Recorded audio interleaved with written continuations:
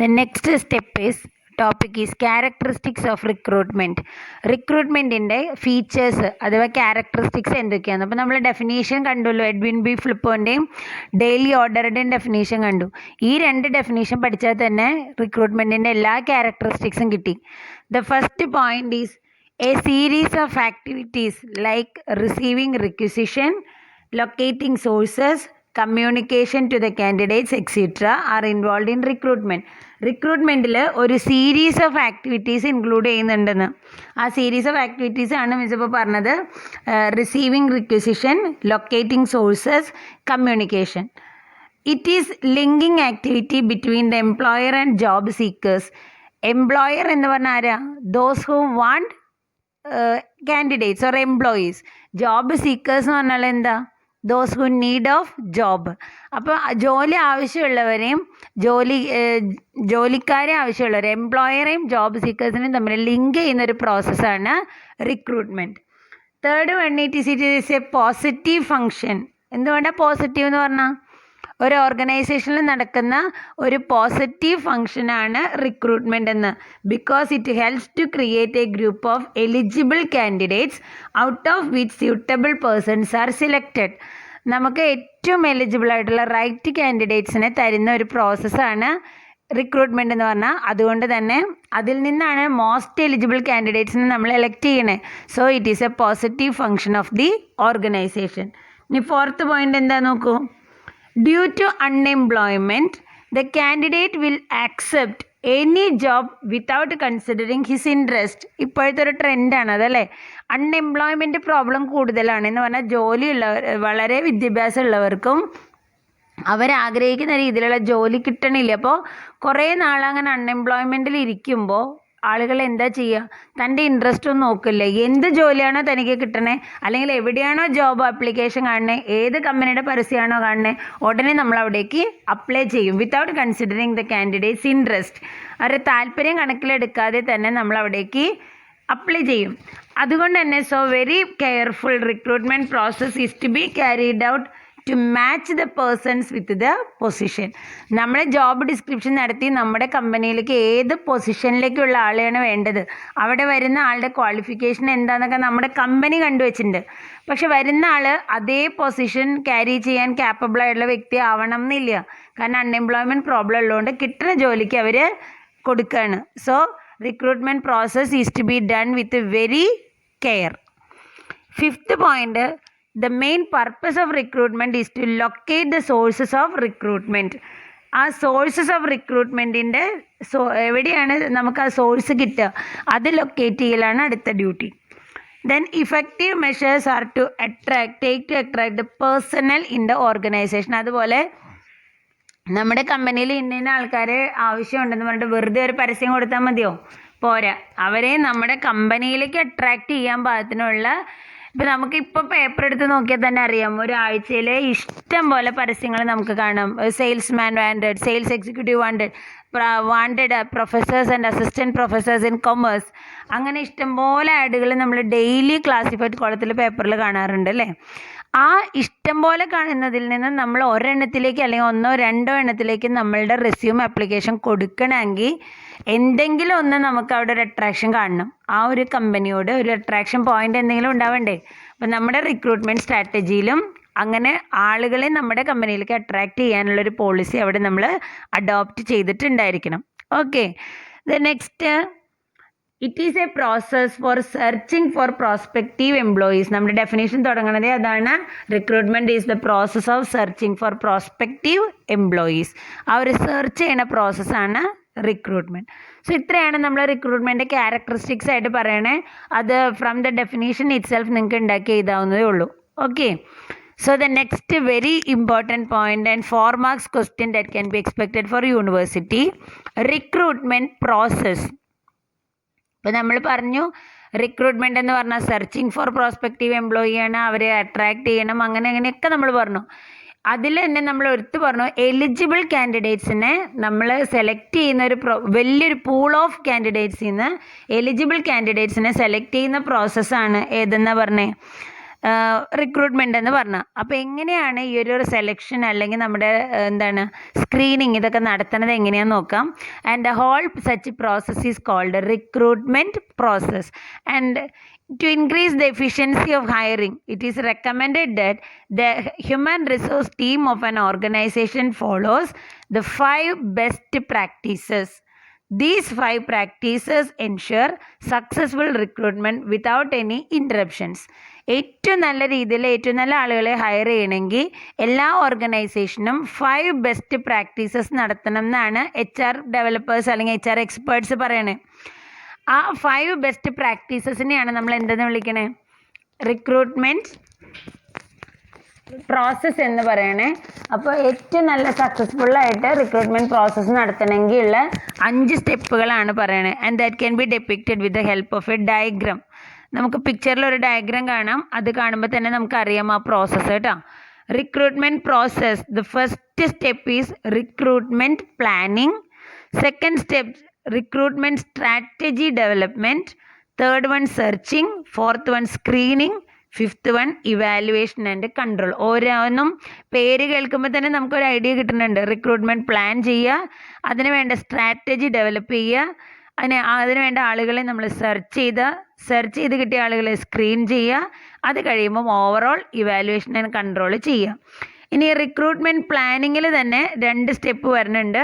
First identifying the vacancy, second one is job analysis. നമുക്കിനി ഓരോന്നും detail ആയിട്ട് കാണാം.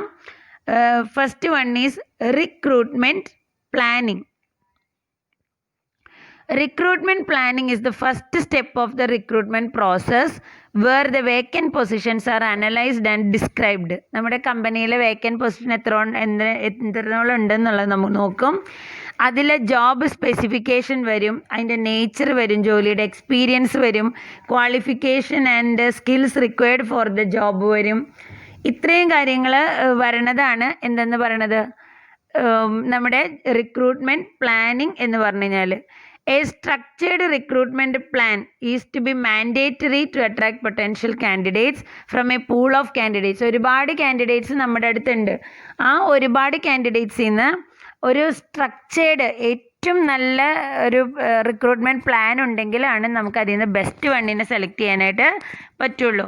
ഈ പൊട്ടൻഷ്യൽ കാൻഡിഡേറ്റ്സ് എന്ന് പറഞ്ഞാൽ അവരെങ്ങനെയുള്ളവരായിരിക്കണം? ക്വാളിഫൈഡ് ആയിരിക്കണം, എക്സ്പീരിയൻസ്ഡ് ആയിരിക്കണം, റെസ്പോൺസിബിലിറ്റീസ് ഹാൻഡിൽ ചെയ്യാൻ ക്യാപ്പബിൾ ആയിരിക്കണം, നമ്മുടെ ഓർഗനൈസേഷൻ്റെ ഒബ്ജക്റ്റീവ് അച്ചീവ് ചെയ്യാൻ പാകത്തിനുള്ള കഴിവുള്ള വ്യക്തികളായിരിക്കണം വരേണ്ടത്. അപ്പോൾ അതിന് ഒരു പ്രോപ്പർ പ്ലാനിങ് ഈസ് മസ്റ്റ്. നമുക്കറിയാലോ എല്ലാത്തിനും ഫസ്റ്റ് സ്റ്റെപ്പ് എന്ന് പറയുന്നത് എന്താണ്? പ്ലാനിങ് ആണ്. അതിൽ വരുന്ന ഇറ്റ് ഇൻവോൾവ്സ് 2 സ്റ്റെപ്പ്. ഈ റിക്രൂട്ട്മെൻറ്റ് പ്ലാനിങ്ങിൽ തന്നെ first step is identifying vacancy. നമ്മുടെ കമ്പനിയിൽ നമുക്ക് വേണ്ട ആവശ്യത്തിൽ കൂടുതൽ ആൾക്കാരെ എടുത്തു വെച്ചാൽ അത് എക്സ്ട്രാ ബർഡനാണ്, കോസ്റ്റാണ്. ആവശ്യത്തിൽ കുറവ് ആൾക്കാരെ വന്നാൽ നമ്മുടെ ഇവിടുത്തെ കമ്പനിയുടെ ഫങ്ഷൻസ് മര്യാദയ്ക്ക് നടക്കില്ല. അപ്പോൾ നമ്മൾ എന്ത് ചെയ്യണം?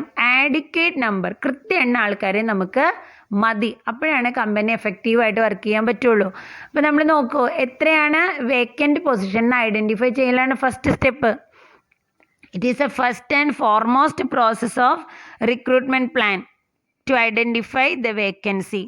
This process begins with receiving the requisition of requirement from the different department of the organization to HR department, which contains number of posts, number of position, duties and responsibilities, qualification and experience. And in yesterday's class I have mentioned what do you mean by intent.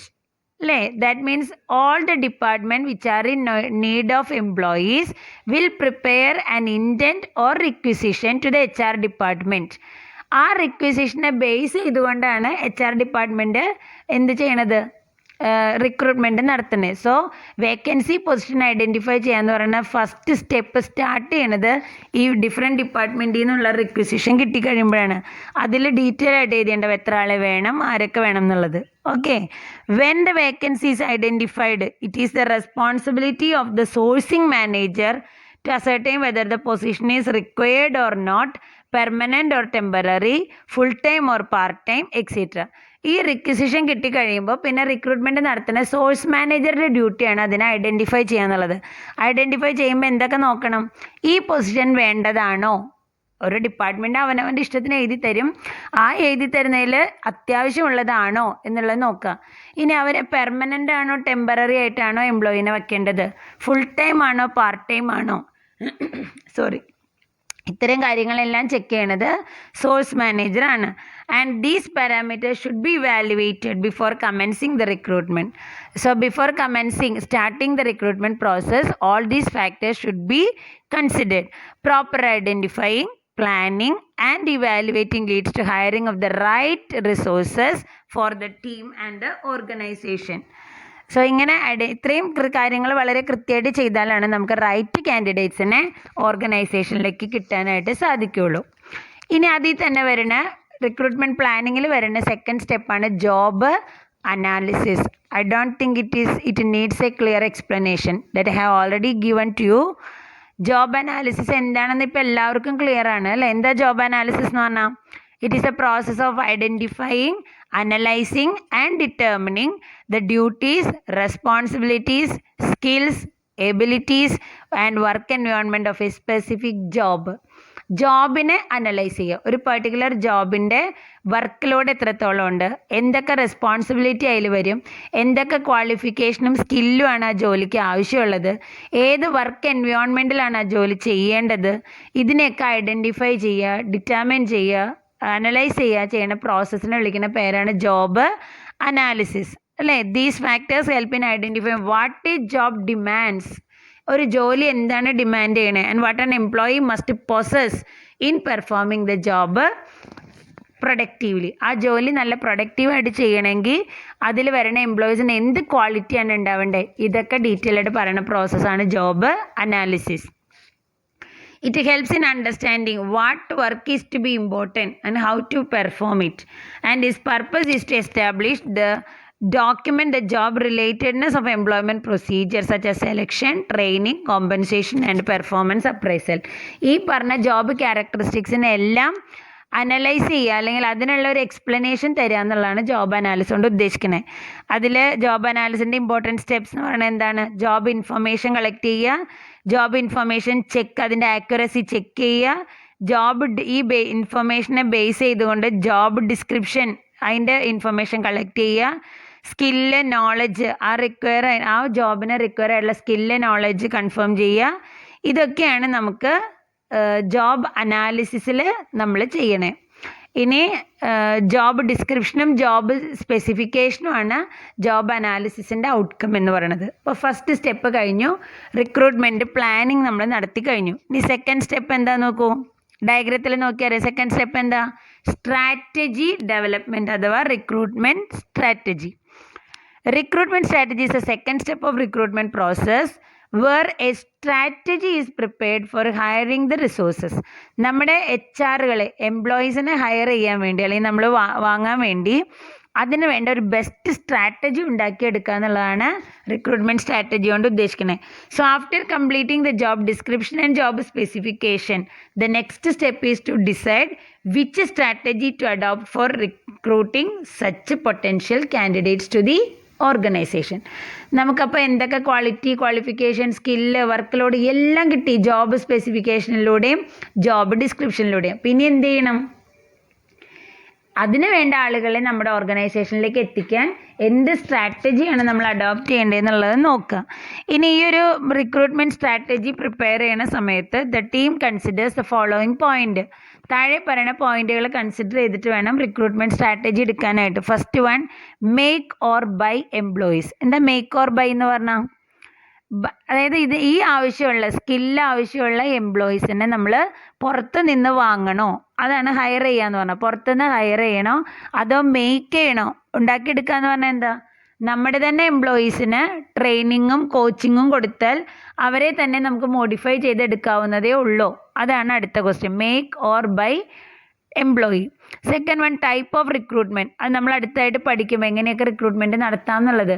Internal ആണോ external ആണോ, ഏതൊക്കെ source എടുക്കണം, അങ്ങനെ type of recruitment ഏതാണ് എടുക്കേണ്ടത്. Geographical area, ഏത് ഏരിയയിൽ നിന്നുള്ള റിക്രൂട്ട്മെൻ്റ് ആണ് നടത്തേണ്ടത്. റിക്രൂട്ട്മെൻറ്റ് സോഴ്സസ്, അത് നടത്താനുള്ള സോഴ്സസ് എവിടെ നിന്നൊക്കെയാണ്. ഇത്രയും കാര്യങ്ങളാണ് ആ സ്ട്രാറ്റജി ഡെവലപ്പ് ചെയ്യുമ്പോൾ നമ്മൾ ശ്രദ്ധിക്കേണ്ടത്. എന്നാൽ ഈ strategy development is a long process, but a right strategy is compulsory to attract the right candidates. നമുക്ക് ലോങ് പ്രോസസ്സാണ് എങ്കിൽ പോലും നല്ലൊരു സ്ട്രാറ്റജി ഉണ്ടെങ്കിൽ മാത്രമേ നമ്മുടെ കമ്പനിയിലേക്ക് റൈറ്റ് കാൻഡിഡേറ്റിനെ അട്രാക്റ്റ് ചെയ്യാനായിട്ട് പറ്റുള്ളൂ. അപ്പോൾ അതിൽ മെയിനായിട്ട് വരുന്ന സ്റ്റെപ്പ്, റിക്രൂട്ട്മെൻറ്റ് സ്ട്രാറ്റജി ഡെവലപ്മെൻറ്റിൽ വരുന്ന സ്റ്റെപ്പുകളാണ് setting up a board team. ഒരാളെ കൊണ്ടല്ല ഇത് ചെയ്യണേ, HR ടീം, ഒരു ബോർഡ് ഓഫ് ടീം അവിടെ സെറ്റപ്പ് ചെയ്യുക. HR സ്ട്രാറ്റജി എന്താണെന്നുള്ളത് അനലൈസ് ചെയ്യുക, അതിനുള്ള അവൈലബിൾ ഡാറ്റ മുഴുവൻ കളക്ട് ചെയ്യുക, അനലൈസിങ് ദ കളക്റ്റഡ് ഡാറ്റ, കിട്ടിയ ഡാറ്റേനെ അനലൈസ് ചെയ്യുക, last one setting up recruitment strategy. അപ്പോൾ സ്റ്റെപ്പ് ബൈ സ്റ്റെപ്പാണ്. ആദ്യം തന്നെ ഒരു ബോർഡ് ടീമിനെ സെറ്റ് ചെയ്യുക, HR സ്ട്രാറ്റജീസ് എന്തൊക്കെയാണെന്നുള്ളത് അനലൈസ് ചെയ്യുക, then collection of available data, അതിന് വേണ്ട ഡാറ്റ കളക്ട് ചെയ്യുക, കളക്ട് ചെയ്ത ഡാറ്റേനെ അനലൈസ് ചെയ്യുക, setting up recruitment strategy setup ചെയ്യുക. Okay, the third point is ഏതാണ്? Searching the right candidate. അപ്പോൾ നമ്മുടെ ഡെഫിനേഷനിൽ ഫസ്റ്റ് തന്നെ അതായിരുന്നു അല്ലേ, searching for prospective employee. So it's a very important step and resources are sourced depending upon the requirement of the job. നമ്മുടെ ജോലിയുടെ റിക്വയർമെൻറ്റിനെ base ചെയ്തിട്ടാണ് നമ്മൾ എന്ത് ചെയ്യണത്, നമ്മുടെ ഈ റിസോഴ്സസ് എല്ലാം നമ്മൾ സോഴ്സ് ചെയ്യണേ. After the recruitment strategy is done, the searching of candidates will be initialised. നമ്മൾ സ്ട്രാറ്റജി ഒക്കെ ഉണ്ടായി കഴിയുമ്പോൾ അതിന് വേണ്ട സോഴ്സസിനെ നമ്മൾ എന്ത് ചെയ്യും, എവിടെ നിന്നൊക്കെ കിട്ടുമെന്നുള്ളതിനെ കാൻഡിഡേറ്റ്സിനെ പറ്റി സെർച്ചിങ് തുടങ്ങും. ഈ സെർച്ചിങ് പ്രോസസ്സിലും നമ്മൾ 2 സ്റ്റെപ്പാണ് പറയണേ, സോഴ്സ് ആക്ടിവേഷനും സെല്ലിങ്ങും. എന്താ പറയണേ, സെർച്ചിങ്ങിൽ വരുന്ന 2 സ്റ്റെപ്പാണ് source activation and selling. Source activation എന്ന് പറഞ്ഞു കഴിഞ്ഞാൽ once the line manager verifies and permits the existence of a vacancy in the organization, the search for candidates begin.